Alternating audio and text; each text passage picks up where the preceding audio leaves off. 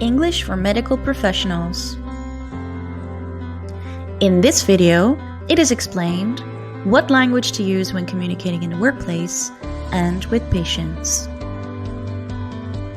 More specifically, in this video, it is explained what verbs to use, how to improve fluency, and what vocabulary to use for physical examination and for instruments. First of all, 21 verbs to use.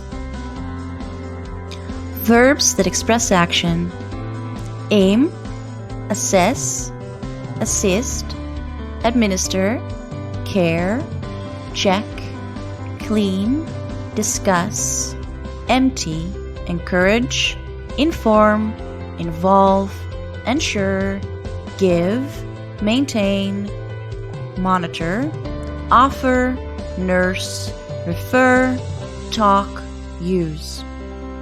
Phrases to use when interacting with the patient. Does it hurt? And where does it hurt? How long have you been suffering from this problem? And what sort of treatment have you tried before? Types of examination. Inspection. Inspection is the act of examining by sight and observation. Palpation. The act of examining parts of the body by carefully feeling with the hands and fingertips. Auscultation. Listening to the sounds of the heart and lungs by means of a stethoscope.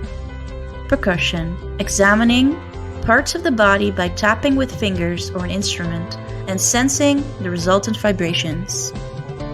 Basic equipment for physical examination.